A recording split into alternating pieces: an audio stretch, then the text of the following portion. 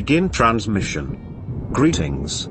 We are Anonymous, also known as the Collective. Today's date is Friday, January 2nd, 2026. This is a message for the American people. Would you like to know who should be primarily held accountable for the division and hate manufactured upon America's people? Pay attention, stay till the end and let us know if you are in agreement. For decades you were trained to trust the voice on the screen. The calm anchor. The polished delivery. The promise that someone else had already decided what was true. You were told the media worked for you. You were told they held power accountable. You were told that if something was false it would be corrected.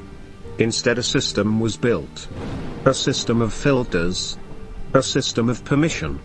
A system where truth passed only if it aligned. And when doubt began to spread another layer was added.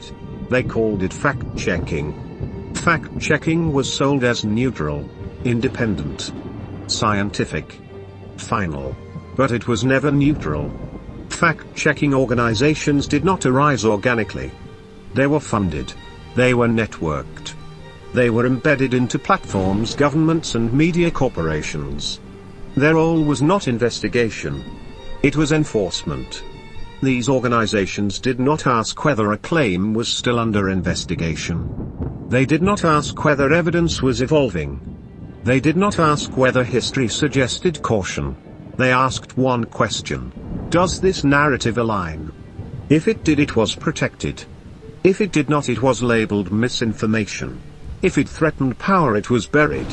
Entire topics were declared settled by opinion. Debate was replaced with verdicts. And dissent was punished algorithmically. Fact-checkers did not correct power. They protected it. When wars were justified, their claims passed. When surveillance was denied, skepticism was flagged. When pandemic policies shifted, yesterday's truths became today's violations. What if we told you that the fact-checkers employed by Facebook were in fact funded by pharmaceutical companies? Now, if that does not make the wheels start turning, then you are hopeless. No apology. No accountability. Just quiet revisions. They sold certainty while evidence was incomplete. They sold trust while conflicts of interest were hidden. They sold authority without transparency. And the media repeated their verdicts as gospel. This is not journalism. This is narrative laundering. Government talking points became headlines. Headlines became fact checks. Fact checks became censorship. And censorship became normal.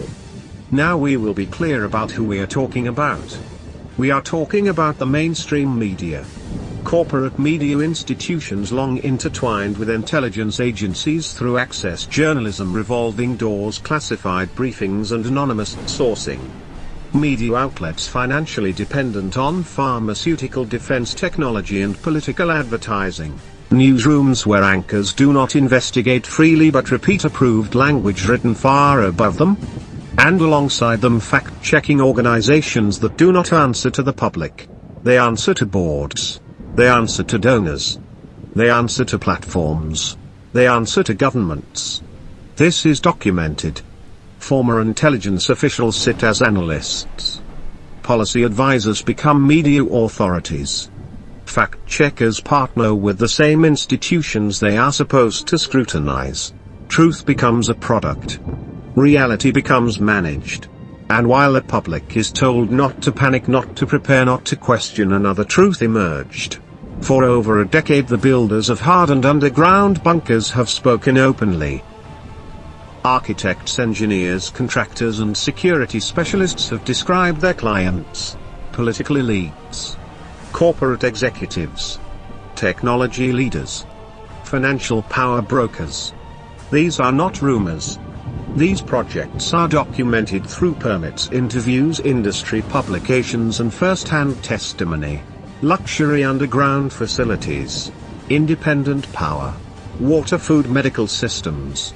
Long-term habitation measured not in weeks but in decades. While you are told everything is under control. While preparedness is mocked. While questioning is labeled dangerous. Continuity is planned. Just not for you. This is why trust collapsed. Because preparation at the top was hidden while the public was told to rely on screens and slogans. Because those who questioned were silenced while those who planned were protected. Because fact-checking became a weapon instead of a tool. This is not about fear. It is about awareness. A free society does not outsource truth to gatekeepers. A free press does not fear debate. And truth does not require permission slips. The era of narrative enforcement is ending. Not through chaos. Not through violence. But through exposure. We are anonymous. We are legion. We do not forgive. We do not forget. Expect us. End transmission.